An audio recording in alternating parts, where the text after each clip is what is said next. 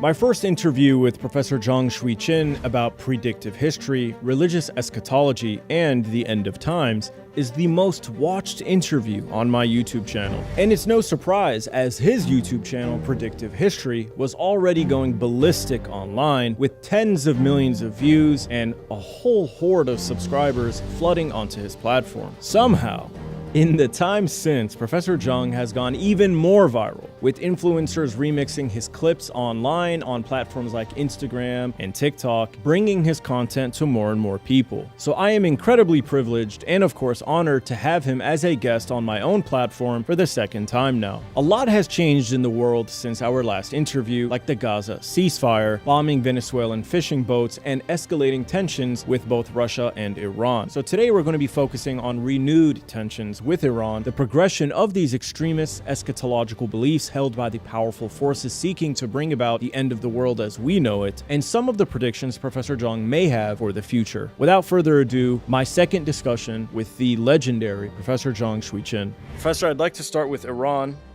Since we last spoke, both Iran and Israel have made preparations for another round of conflict.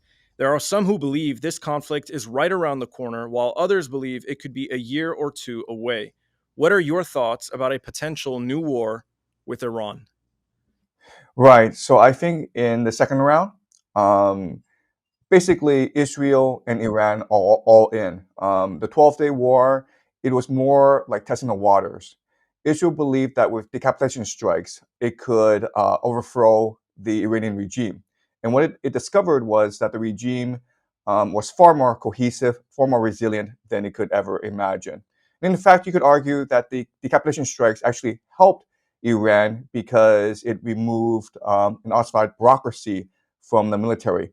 Top generals were removed, which allowed more energetic, more younger, more innovative lieutenants to rise in the ranks. Also, the 12-day war unified Iranian society, and it really removed all possibility of peace from the minds of the Iranian people. So if they're around two, and I believe, like most experts, that around two is imminent, then the Iranian people, the Iranian regime will be much more unified. Israel, on the other hand, knows time is running out. Israel has really dug itself a huge hole. It cannot afford peace anymore. Its society right now is on the brink of civil war. Netanyahu is on the precipice. If there is peace, Netanyahu will be brought to trial and be charged with war crimes. So his only option is to continue the war. And so we're headed to a collision. And in this collision, I think that the stakes are much higher. I think that this war will be much more sustained. The two things I'm looking at in the second round is, first of all, will Iran close off the Strait of Hormuz? As you can imagine, if Iran were to close off the Strait of Hormuz, it would bring in the entire world. The entire world would be impacted. Southeast Asia, mainly China, South Korea, Japan, get most of its oil from the Middle East, and this would severely hamper the Southeast Asian economies. So that's the first big question. Will Iran close off the Strait of Hormuz? Second big question is the out-access of mosques. Now, as we discussed last time, Israel imported 5 red heifers from Texas. And this was like 3 years ago. So now the red heifers are of age. And why you do this is you need to sacrifice a perfect red heifer in order to consecrate the grounds for the building of the third temple, the rebuilding of the Temple of Solomon. To do that, you have to destroy the Al-Aqsa Mosque. And as you can imagine, this would cause tremendous political repercussions throughout the Islamic world. You could see revolution, civil discontent, even regime collapse and overthrow. So these are the two big questions that we would look at in a second round. You know, Professor, just to comment, I'm not sure if you're aware of this, but there are reports that they already sacrificed the red heifers. There was a secret ceremony, apparently, and there was an Israeli Jewish influencer who was doing a podcast, and he held up a dime bag filled with ashes, and he says, "We've already sacrificed the red heifers. We have the ashes." Breaking red heifer sacrifice update. The recent red heifer sacrifice wasn't burned in a rehearsal. It was real. The red heifer people, they fooled everybody. So what they did was they said, we're just going to do a practice one. According to Adam King, he has the ashes. Right here, red heifer ashes. They ended up going out, doing a real cow, and that's tikva. It was a real offering. They did it all by the laws. And they use the ashes actually to perform in a sort of ablution. So they mix it with like holy water from a spring, and have a bunch of other rituals that they do, but they essentially create this water that they use to cleanse Jewish people that can then prepare them to enter the grounds in which the third temple would be built, of course, which is in, they believe, the area where Al-Aqsa it currently is. Yeah, so I've heard these rumors, and I don't know how true they are. I was always under the impression that before you could build a third temple, you need to consecrate the ground, and so you can only do that after you destroy the Al-Aqsa Mosque. But as you say, what they've done is a possible religious workaround. So it's entirely possible that they've done so, which means that they're on a very fast timeline. They want to get this done as soon as possible. I've also heard rumors that they've already built the third temple brick by brick, and so it's very easy once the Al-Aqsa Mosque is destroyed to quickly resurrect the third temple. And as you know, the third temple is important for eschatological purposes. The third temple is where the Antichrist is supposed to reign supreme. The third temple is supposed to usher in the return of the Jewish Messiah. So for lots of eschatological reasons, you need a third temple. In fact, it's the key piece. This brings me to my next question, actually. Some people might find it hard to believe that rational state actors guided by geopolitical realism would also be under the influence of eschatological beliefs, which to others would be considered irrational. Right? If you don't subscribe to that ideology or that religion, then you might find it to be irrational. So, can you help us understand why a state, let's say Israel or Iran, would prioritize eschatological beliefs over the cold, calculated geopolitical realities that should be influencing their decision making? So, with Israel, you would think confronting Iran like this is irrational. Perhaps to you and others, when you take into consideration their eschatological beliefs and their Greater Israel project, it actually seems that that takes priority in their minds over the geopolitical realities that might advise them to not be as aggressive. Right. So the first thing I will say is that in geopolitics, the conflict within states is more intense, more great, and more important than the conflict between states. So the question then is, if you're working within a imperial bureaucracy, which is what the United States is, how do you obtain power? The problem with bureaucracies is that they're slow, they're compartmentalized, and they are extremely hierarchical. So the way you manipulate or the way that you cheat in bureaucracies is by forming secret societies, because secret societies allow for secret coordination, right? So people across departments who don't really know each other, they're working off a same script, and as such, they are able to ascend the bureaucratic ladder because they are able to tell each other apart, and they just help each other. The problem then is, what is a script? The script is often eschatological, a belief in the end of the world. And so for Freemasons, it's the belief in the creation of a world government. For Christian Zionists, it's the belief of the return of Jesus. For religious Talmudic Jews, a faction that we often refer to as the Frankist Talmudic Jews, they want to see the coming of the Messianic age. But the thing is that with all these eschatologies, they have a similar script. So the script involves Israel fighting World War III, the building of the third temple, the return of the Jews to the homeland, the coming of the Antichrist. So what is interesting is that these are different secret societies, and they're often in competition with each other. But for the purpose of eschatology, they work together. So, and what's important for us to understand is that these different secret societies are heavily embedded in the American national security apparatus, CIA, the Pentagon, the FBI, as well as government of Israel. And for the longest time, these secret societies were dormant because they really couldn't achieve their eschatology. But with the collapse of the global liberal financial order, with Brexit, with the rise of Donald Trump, with this war in Ukraine, these secret societies see an opportunity to achieve their eschatological vision. And they're working directly with religious fanatics in the state of Israel. So I would say that Israel is not working alone. I would say that Israel is working very much in conjunction with the national security apparatus of America. What you're describing with these secret societies, it sounds like is a deep state, Oh yeah. or another word for, I guess you could call it the deep state. But with Israel and with Zionism, as we know, many of their leaders, many of their politicians, many of their people are actually atheists. They're secular. They don't actually believe in the religion, but they still believe God gave them the land, even though they don't believe in God literally. So in the case of these secret societies, the deep state, whether it's in the United States or Israel, how is it the case that you have atheist leadership that don't literally believe in the story, but still somehow subconsciously or even deliberately adopt the eschatological beliefs that are literally connected to a literal belief in the religion, the story, the concept of God? Well, that's the beauty of eschatology, because you actually don't need belief; you need interest to align. So you're correct in saying that most Jewish Zionists, they're actually not religious; they're atheists. In fact, Orthodox Jews believe that Zionism is sacrilege; it's an aberration; it's a blasphemy against the true religion.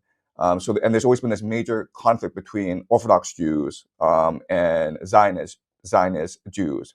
But what Zionist Jews believe in is a Jewish homeland. They believe in the Greater Israel Project. They believe in Jewish supremacy. And so they are cynically working with Christian Zionists, Jesuits, Mormons, other secret societies in order to advance their interests. Remember, they want to see the building of the third temple. They want to see World War III. They want to see the Greater Israel Project. But at this point, they are going to diverge because they have different eschatological frameworks. So for these religious Jews, for these Zionist Jews, they believe that the Messiah will return and Israel will become the most powerful nation in the world. It'll be Pax Judaica. The Freemasons believe that you will create a world government. Christian Zionists believe that Jesus will return and kill about a third of Jews, and then convert a third of the Jews, and then the rest of the third will be damned to hell. The Jews themselves believe that Christians, at the end of days, will all be enslaved by the Jews. So that's what's interesting. It's all cynical calculation. These secret societies, these different religious orders, they believe it's important to work together now to achieve this eschatological vision. But once this vision is achieved, then you can see a massive civil war break out among these different factions. So it sounds like these deep states or these secret societies are a combination of people who literally believe in the religion and then people that are cynically going along because their interests at the end of the day are aligned. And so whether or not you actually think the Messiah, let's say Netanyahu, maybe he doesn't literally think the Messiah will come out of the sky and appear in the third temple, but he still wants to see, Israel move in that direction because it somehow satisfies his own interests or the interests of the Greater Israel Project, which he still believes in. Right. So one thing to remember about geopolitics is that it's often about the convergence of different interest groups. So the Greater Israel Project is not a project undertaken by Zionists alone. It's heavily supported by the military-industrial complex of the United States, which wants to control all trade routes in the Middle East. Russia and Iran has something called the North-South Corridor. And China has something called the Belt and Road Initiative. Then there's something called the European, Middle East, India corridor. So the Middle East is really the center of all global trade, and whoever controls that real estate controls all global trade. So the military-industrial complex, financial interests, City of London, Wall Street, they all want to see the Greater Israel Project achieved. So that's what geopolitics is. Wherever the most powerful groups, wherever the interests converge, is whatever happens. I see. So I'd like to, I guess, now introduce Gaza to the mix. As you know, there is a quote unquote ceasefire. What that means is basically a reduction in violence. Israel continues to kill people. They continue to starve people. They're just doing it at a scale that is lower or lesser than what we saw previously at the height of the genocide. Now, none of us, I think, are falling for this. We're all aware of the fact that this is likely going to continue and escalate again with Israel continuing to slaughter people. But with that being said, what do you think comes next, and how does Gaza fit into Israel's greater Israel project, the war with Iran, et cetera, et cetera? Yeah, so what's happening in Gaza, the upcoming war with Iran, um, the Houthis, Lebanon, it's all interconnected, right? Because Israel sees the Axis of Resistance as one enemy headed by the snake in Tehran. So from a Israeli perspective, all these things are interconnected. And you can make the argument that this pause in Gaza is so that Israel can prepare properly for the upcoming war against Iran. But as you say, this ceasefire, I mean, it's not really a ceasefire. Israel continues to commit atrocities every day. And you can make the argument that Israel just cannot stop because Israel has reached a breaking point where if it stops, then it needs to look in the mirror and account for all the atrocities it's committed in Gaza for the past 2 years. And they can't do that. It would just mean a fracturing of Israeli society. It would mean the breaking down of the Greater Israel Project. It could possibly mean the end of Zionism. So unfortunately, the situation is that Israel has gone all in. As I've said in previous videos and previous lectures, I believe that what's happening in Gaza is a ritual human sacrifice. And this is something that the Aztecs did, this is something that the Romans did, the Spartans did. You do that because you're at war and you need to commit your entire population to total war. So if there's ever peace, then there's always a risk that the Palestinians will one day seek vengeance against Israel for what's happened, and the Israelis cannot allow that. Also, what the Israelis understand is that this war in Gaza, it's made the Palestinian people more resilient, more energetic, more dynamic, more innovative. And if they allow the Palestinians time to rebuild their society, it's going to cause a lot of issues for Israel in the future. Because the Greater Israel Project cannot allow for a Palestinian state to stand.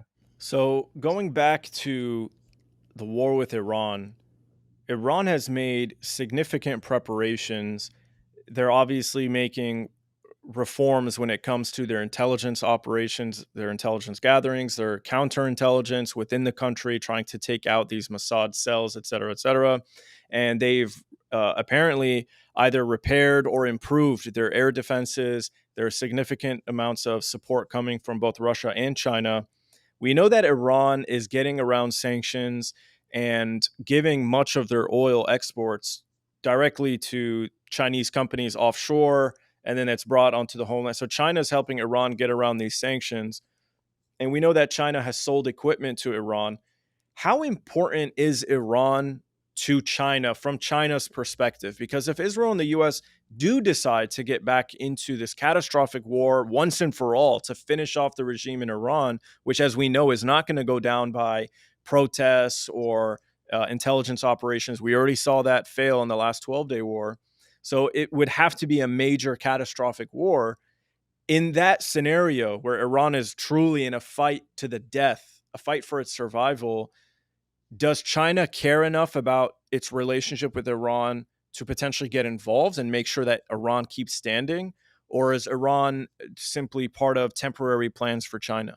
Yeah, so unfortunately, the Chinese theory of geopolitics, it's very clear, it's very stark, and it's pretty consistent. It's been consistent for decades. China will never, ever interfere in a conflict that does not involve Chinese territory or sovereignty issues. It just does not. First of all, it doesn't really have the capacity to fight an overseas war. The People's Liberation Army is very much a defensive army. It's meant to defend the territorial sovereignty and integrity of China. It doesn't have a theory of geopolitics. It would be very hard to explain to Chinese why it's important to get involved in a war in Iran. The Chinese population would not stand for it. And the Chinese doesn't really even have a blue water navy. So the Chinese Navy, it's hemmed in by the three island chains of the United States. So if Chinese ships were ever to go off to the Middle East, then it would be stranded. It could be easily picked off by the American military or the Israeli Air Force. So unfortunately, China cannot involve itself in a war with Iran. But what China sees itself is maybe the last defender of the global order. And so what China would do is try to broker a peace between Iran, the United States, and Israel, even as the war is raging. So that's how China would perceive itself in a possible conflict, that it would be a mediator, that it would try to reconcile these different interests. But at the same time, it would continue to trade with both the United States and Iran in case of a conflict. So it's my understanding that much of the material, let's say the fuel, used to power the ballistic missiles come from China. I guess if China would not get involved militarily directly, would they maybe emergency airlift some of this extra material to Iran, guaranteeing that they have what they need to fight? Is that an extent maybe China's willing to go to, or are they completely hands off? Anytime the US wants to get involved militarily, they just completely back off? I think that even as the war rages, there will always be secret negotiations going on among different parties. And I think that Beijing will be one of the facilitators of these secret negotiations. And I think that an agreement will be reached where China is allowed to provide material and weaponry to Iran, and the United States will turn a blind eye. And this is essentially what happened in Ukraine, right? NATO supplied intelligence, weaponry, special forces, targeting to the Ukrainians, and the Russians turned a blind eye. And so I think that war is a much more complicated affair than most people assume. Also, I had to say this, but all these nation states are cynical. So there could be a situation where America, Israel is fighting a war against Iran, but American companies, Israeli companies are providing certain material to the Iranians for a lot of money. Okay, so war is a very complicated affair, and we can't just say that when the United States goes to war against Iran, that's it. It's the finish. At the end of the day, I keep on saying this, but the conflict within nation states is much greater than conflict between nation states. So when a war happens, it's often as a way to deflect from the greater domestic tensions within a nation state. So you mentioned the war with Russia and Ukraine and how Russia turned a blind eye towards the involvement, very direct involvement of NATO. In many cases, it's Western forces operating missiles in Ukraine that are hitting Russia. They're doing everything but pushing the button. So they're very heavily involved. Now, there was the belief that tensions with Russia would cool down when Trump got elected. That did not happen. Then there was hope that after the summit they had in Alaska, that tensions would cool down in some way at some point. That has not happened. And recently, they've actually canceled a summit or a conference they were supposed to have in Budapest. And now it just seems like things are going to escalate from here. And of course, there are discussions potentially of the U.S. providing Tomahawk missiles to Ukraine, which not only can strike Russian territory, but are also capable of carrying nuclear weapons. And this seems like a really difficult point to get over and could obviously escalate tensions between them. So how does this war with Russia factor into any predictions you have of our collective future, and how does it connect to the eschatological beliefs that are driving a lot of the conflict and moving the world in a certain direction? All right, so I'm gonna make some pretty stark statements about this war in Ukraine. First of all, I believe the war is lost. The Ukraine has lost the war. If you just look at the front lines, the Russians are fighting with energy, with ferocity, with innovation, and the Ukrainians are deserting en masse. You see stories of these elderly men in the 50s and 60s being picked off the streets of Ukraine in order to fight in this unwinnable war. So I think this war is lost. That's number one. Number two is Zelensky and the Ukrainian elite cannot afford to stop fighting this war. Because if there's ever peace, then the Ukrainian people would look at all the destruction, all the losses, and there'd be a political revolution in Ukraine, and a pro-Putin regime would come into power. I think that's pretty obvious. That's number two. Number three is that NATO itself cannot afford to stop fighting this war because NATO has invested so much resources. Basically, NATO has gone all in this war in Ukraine. This is something that people don't really appreciate. They hide it from us. The headlines have always been optimistic about this war, and they fool themselves to believing that this war is winnable. And they've invested so much that if they were to ever sue for peace, if they were ever to withdraw from the war, then the losses would be catastrophic. So NATO itself cannot afford to lose this war, and that's why we're seeing all these signs of war preparation throughout Europe. Macron has told hospitals to prepare for casualties starting early next year. Same thing with Germany. Romania has started to draft a law to draft young men into war. Moldova recently had these recent elections in which a pro-European candidate won, Sandu, and there's talk of Moldova becoming the third state of NATO. So I think that there's all these signs that NATO is preparing for a prolonged conflict with Russia. And the reason why is they just can't afford to stop. If they just stop this war, then there'll be massive rebellions throughout Ukraine, throughout Eastern Europe, and these regimes will no longer be viable and sustainable. And the American empire itself does not want this war to stop because it sees this war as draining valuable resources from Russia. It's bogging Russia down in Ukraine. If this war were to stop, Russia would be much more likely to help Iran. It could possibly try to restore the Syrian regime. Russia could offer help to Venezuela and Cuba and Nicaragua in the American theater. So for many reasons, they just can't afford to stop.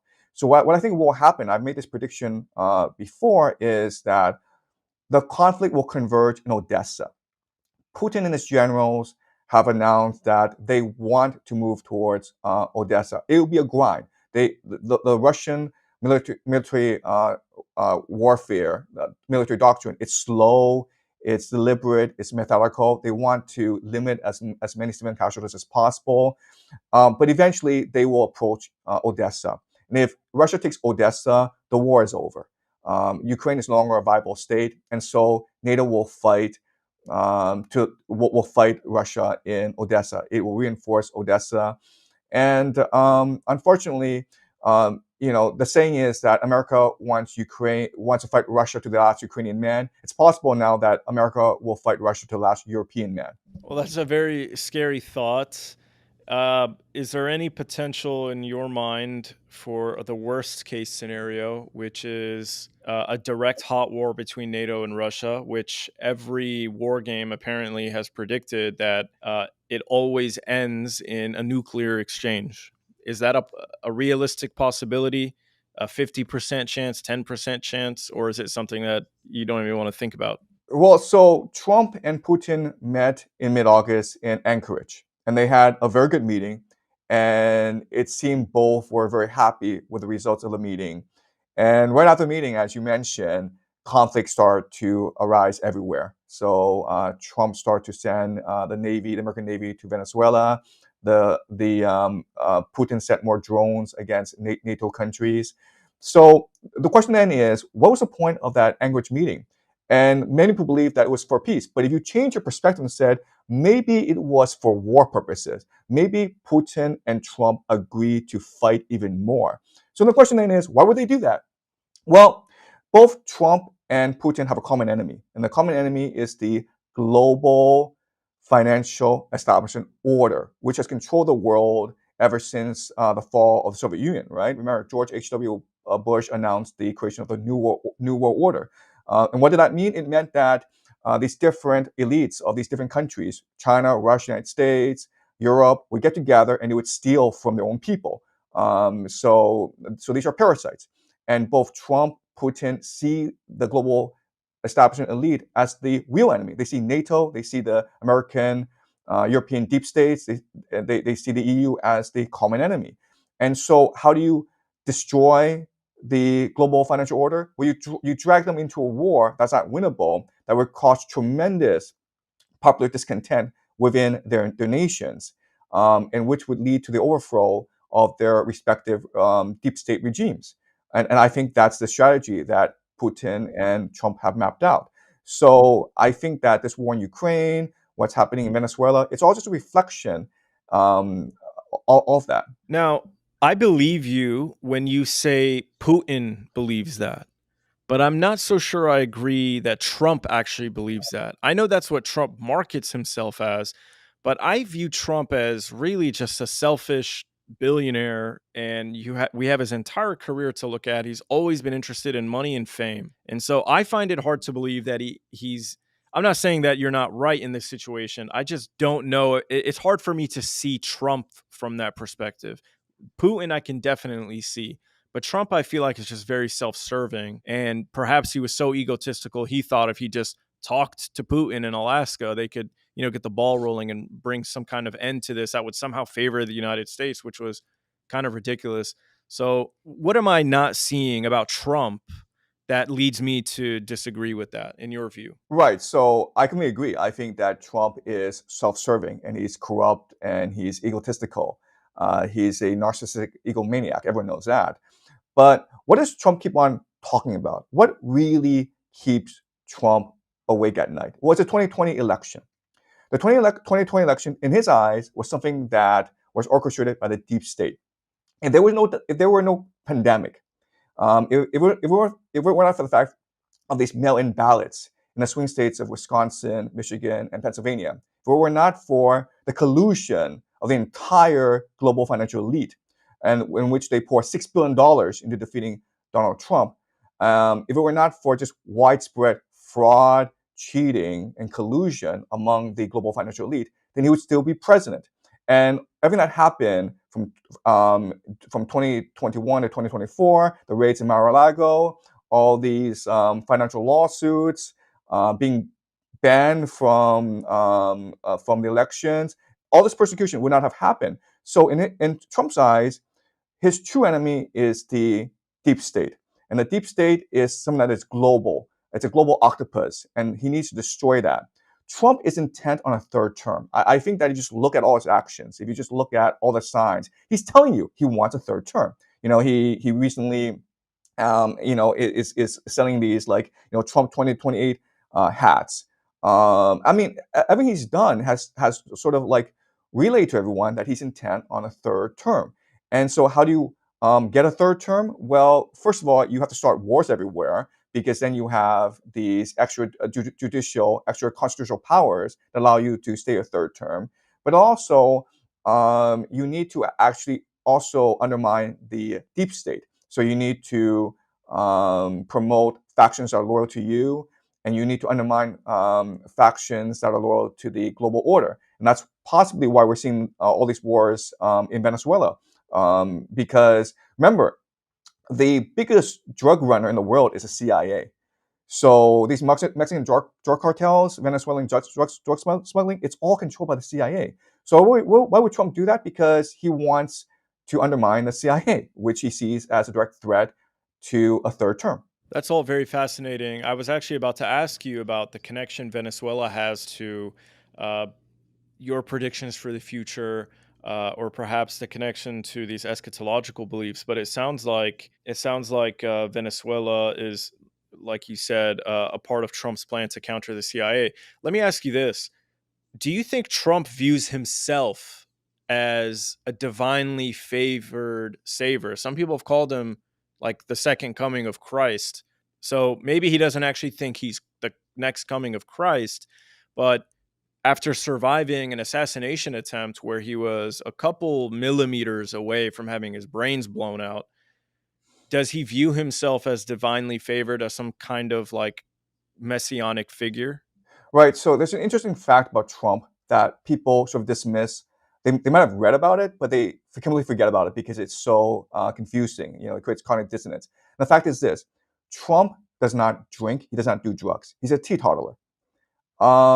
So it's a really strange idea because Trump is a consummate playboy. He's been in the tabloids since the 1980s, sleeping with all these beautiful women, hosting all these lavish parties. So you imagine that he's just this raging alcoholic, along the lines like Jay Gatsby. But he does not drink. His entire family does not drink. So why is that?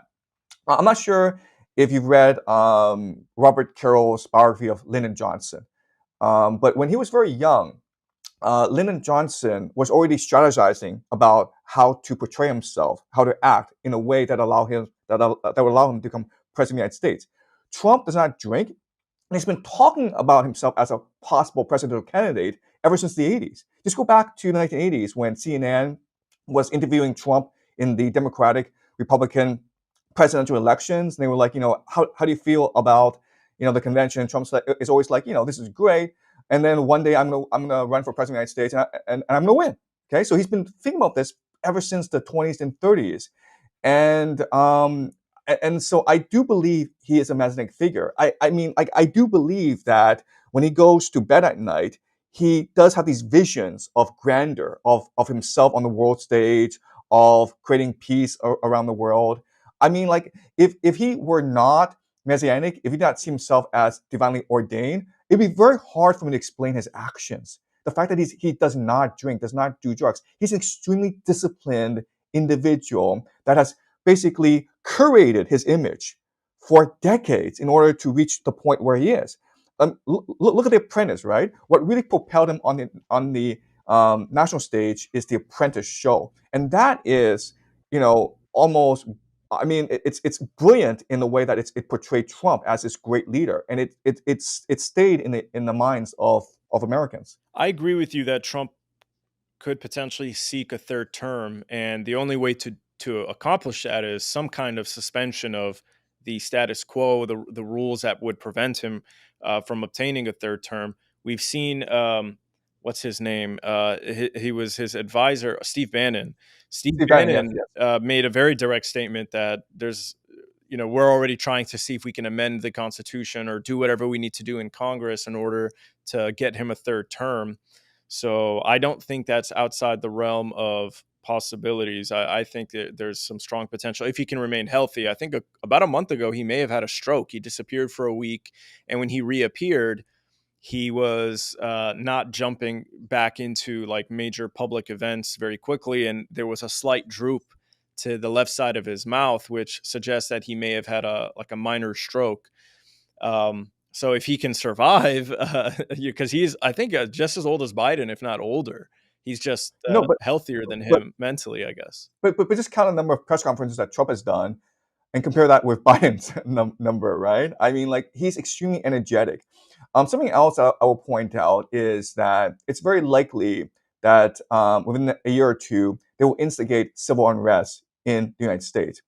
We've seen reports that Trump plans to deploy National Guard to every single state. And if you watch your surrogates talk, it's really important to watch your surrogates talk, like people like Steve Bannon, Tucker Carlson, Alex Jones. They're talking about a civil war. And what Alex Jones said in a recent interview with Tucker Carlson, it's very specific. He says that John Podesta, who is, one of the top kingmakers of the Democratic Party, they've war gamed a civil war. And so we need to prepare for that. If you just watch the dark internet, they're talking about the possibility of arresting John Podesta, of Trump arresting John Podesta, and then John Podesta has all these Antifa militia people ready in the wings to create civil unrest, in which case the National Guard will have to come in and stamp things down. So I think they're already wargaming a civil war, and that's something that we need to watch for in the next couple of years. That's a very interesting point. There are people who speculate that immigration, customs, ICE, basically, they are testing out this concept of like a secret police, just allowing people to mask themselves, not even carry badges or reveal their identification, and just kidnap people in the streets. Now, these are people who are not citizens, so they think they can get away with this legally. And that's in some cases true. In other cases, it's being challenged in the courts. But it's not really about like the legal mechanics of it. It's about the actual process of having secret police driving around in vans using Israeli-made technology to hack your phone, determine your exact location, listen to your phone to see if you're actually present in the room with your phone right then and there, and then surprise you and just arrest you. And they're completely masked up and you don't even know who they are. This could be the soft launching of like a Gestapo or a secret police to be used in the event of the escalation of civil unrest and a potential civil war. Look, there's a lot of signs that Trump wants to be king, right? So the arming of ICE agents and unleashing them into these democratic strongholds, that's one sign. Remember, even though ICE, their numbers have increased greatly, their budget has skyrocketed, the number of immigrants being removed from the United States is still lower than that under Obama, right? So you ask yourself, wait a minute, if ICE is so powerful and so wealthy, why aren't the numbers going up? And the answer is possibly because the intention is to create a secret police. So ICE is a factor. Then you have Project 2025, a revamping of the federal bureaucracy. You have this government shutdown, which allows Trump and his allies to radically change the makeup of the federal bureaucracy. You have all these wars raging. There are a lot of signs that Trump is intent on a third term. He's renovating the White House, a renovation that's supposed to go beyond 2028 when his term technically expires. So why is he doing all this?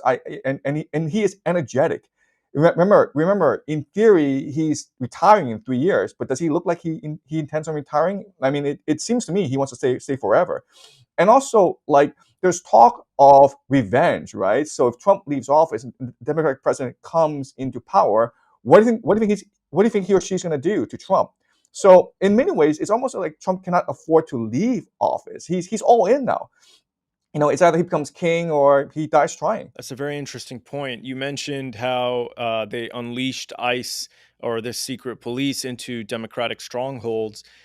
There was, I don't know if you're aware of this, but a couple of years ago during the Biden administration, these migrants that would cross the border, the state of Texas would put them on buses and send them to New York and send them to Chicago and say, you deal with them. And then they became a burden on the city of New York. Like, citizens are asking, wait a second, why is a migrant who just got off the bus getting like $3,000 a month for free in order to get a hotel and get food? And so it became a political issue then, but it's an even bigger political issue now because they're like, you have a bunch of migrants that we need to get rid of, and they send ICE there.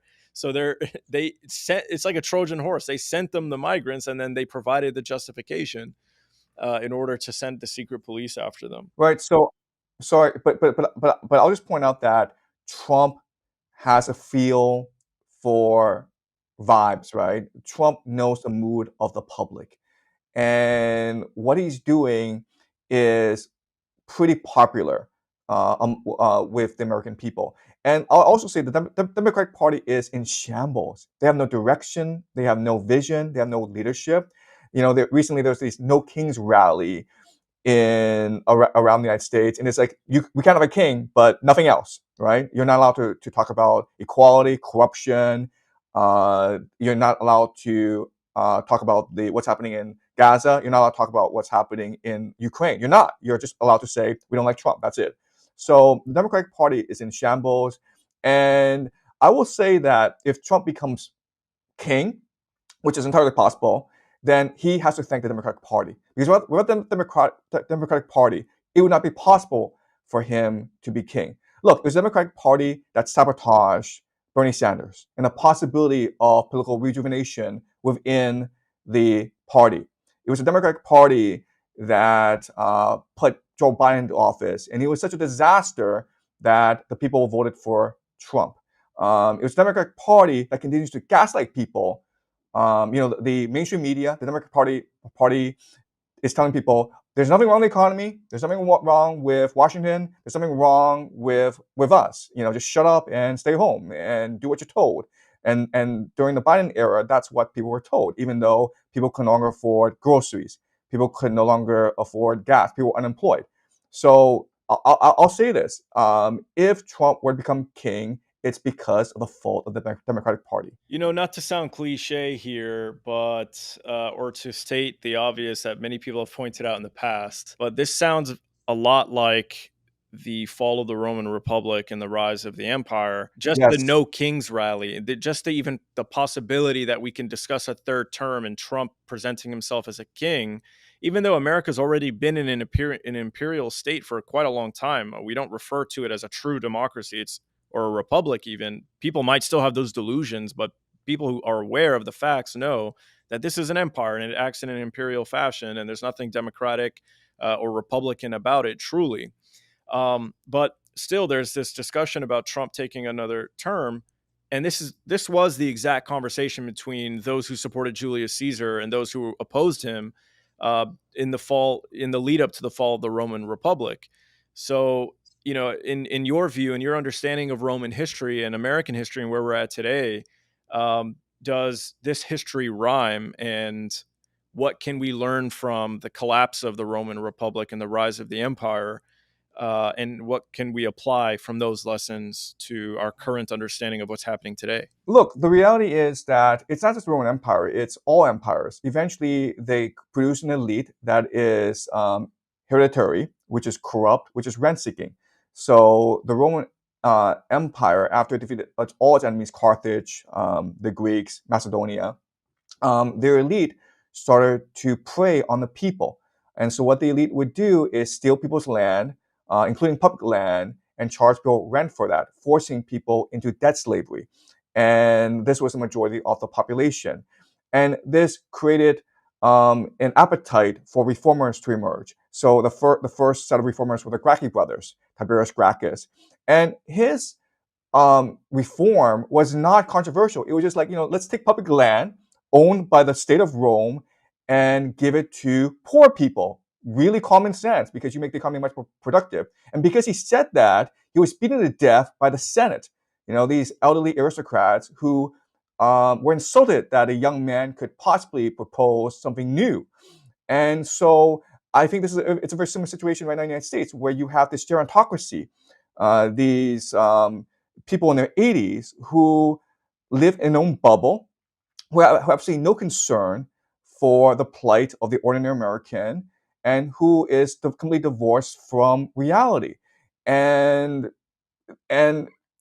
this creates the environment for someone like Trump to arise. So before with Julius Caesar, there were the Gracchus brothers, and there was Sulla. So, and then after Julius Caesar, there was Augustus Caesar. So as long as you don't address the fundamental issue, where America right now is being ruled by this corrupt, out of touch gerontocracy, then you will always have issues like this. If Trump goes away, then there'll be someone else to take his mantle, maybe Tucker Carlson, right?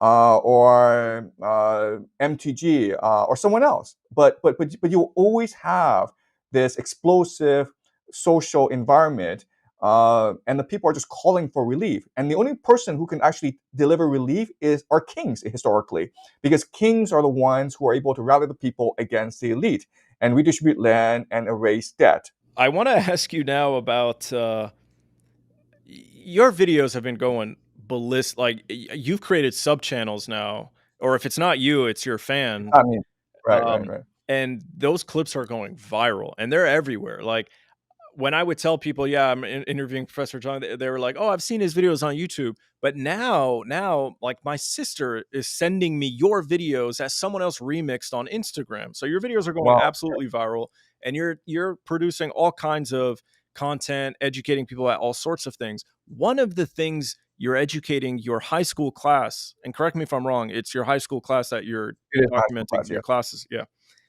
One of the subjects you're teaching is quantum mechanics, which is interesting for two reasons. One, because it's such a fascinating subject. The other thing is that these are high school students, and you're teaching them quantum mechanics. In America, I don't think the high school kids are learning quantum mechanics. I definitely didn't learn that when I was in high school. But anyway, I want to ask you why you decided to teach quantum mechanics to your students and to your followers online, and how quantum mechanics fits into your worldview and this concept of predictive history, and how it might fit into the warnings you're trying to preach to your followers, essentially, about this very dire situation we're in that we can perceive as the end of times. So I think that we are where we are because we've abandoned the spiritual side of our identity and embraced the materialistic. So all we care about nowadays is money, sex, power. Our entire societies revolve around these three things. And so what I'm trying to get my students to do is reimagine who they can be and reimagine what society can be. And so I'm trying to get them to explore intellectually who we are. And to do that, I need to get them to think about the fundamental nature of reality. So I discuss quantum mechanics, but also discuss Kant and Hegel, philosophy. And I want to show them that there's widespread agreement among different disciplines about the nature of reality. So quantum mechanics say that nature is unknowable because particles and waves can coexist together until it's observed. And so this is what we call the collapse of the wave function. And this is something that Kant told us. Kant says that we can never know the objective reality because we're participants in reality, and so we create our own reality. And by showing how philosophy and quantum mechanics converge and agree, then that plants a seed in my students and lets them understand that maybe at a fundamental level, reality is not what we think it is. Maybe reality is not material. Maybe it's energetic. Maybe it's informational. Maybe it's vibrational. So for high school students, I'm just trying to implant questions. I'm just trying to shift slightly with nuance and subtlety how they perceive the world. Because the reality is that materialism, the idea of materialism is so embedded into our everyday lives, right? So think of the theory of evolution. You'd be called crazy if you ever question the theory of evolution, even though actually if you study the theory of evolution, there are lots of questions that would arise from Darwin's explanations. That's what I'm trying to do. I'm trying to provoke a civilizational discourse on what it means to be human and where we could be going. And I think that we need to reconcile the fact that we are spiritual beings living in a material world. In our last discussion, you told me that you wanted to prepare people or your followers, your students, and to help them reimagine what a new world can look like. That the world is not like literally ending, that it's going to, collapse in some big fireball, but actually it's, society and civilization as we know it is transitioning to something new, and we get to be part of that process and build what comes next. Does that fit into what you're telling me now about quantum mechanics by planting the seed and allowing people to think more creatively about their identity, reality itself, and participating in that in a more constructive manner? Yeah. So, I mean, the basic principle of quantum mechanics is reality is what we imagine it to be. It's only when we participate in reality, when we observe reality, that it becomes true to us.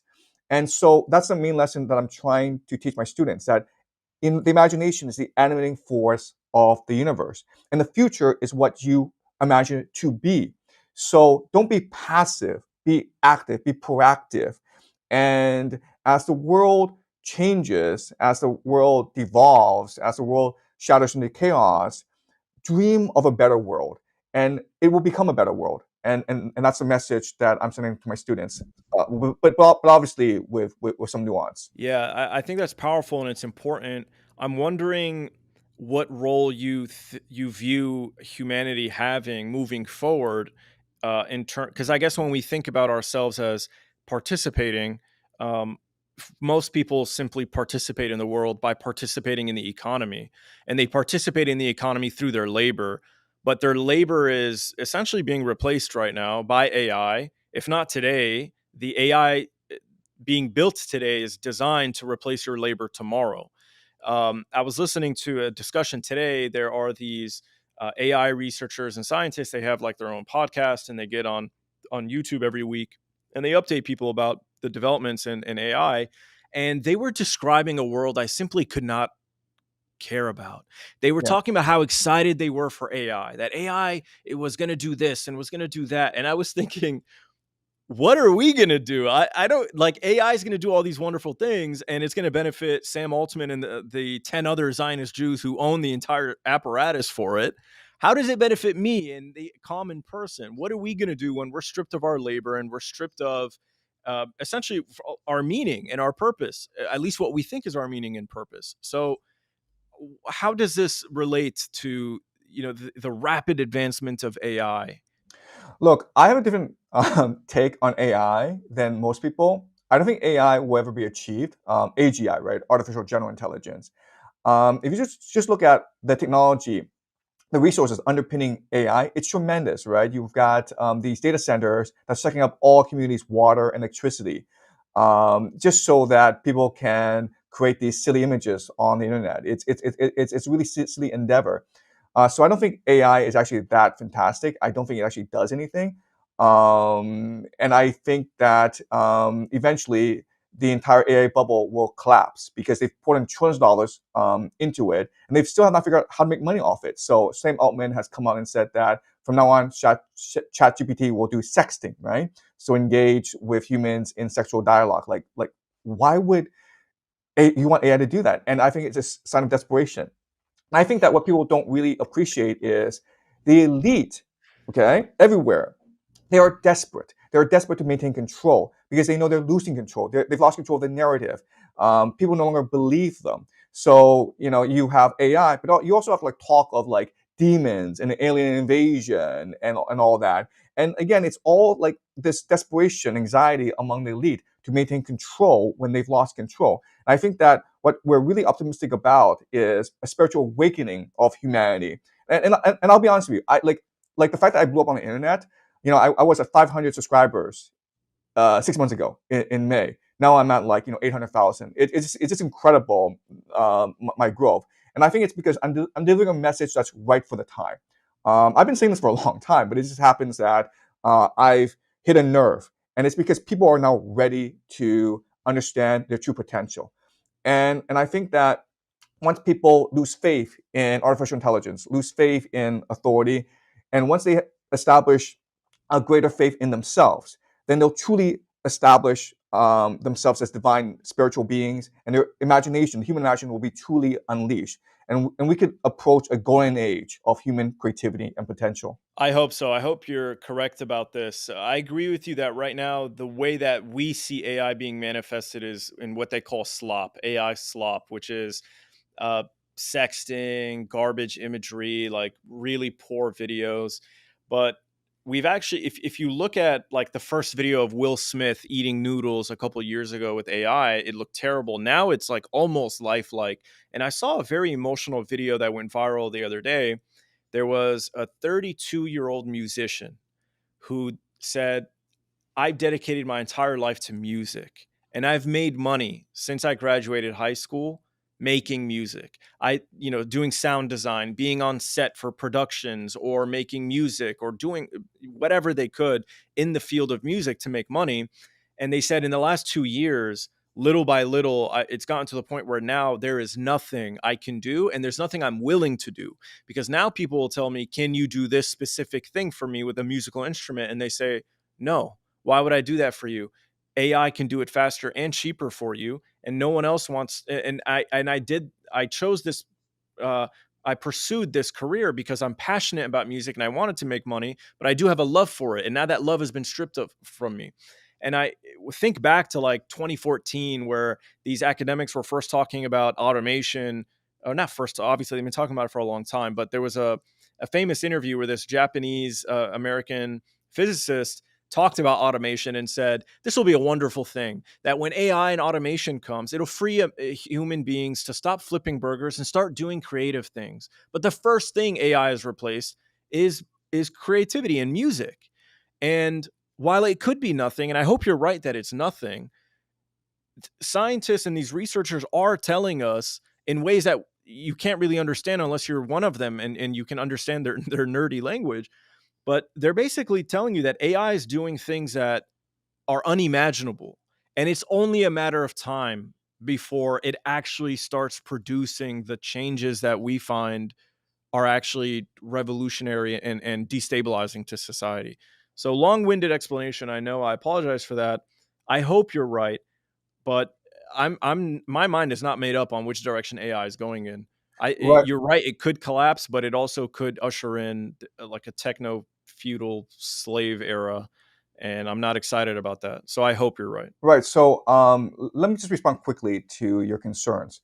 So I think the problem is that for the past 20 years, with the rise of capitalism, global capitalism, we've been brainwashed to believe that we are just commodities, that our only value is to produce labor for the free market, and the free market will judge our value.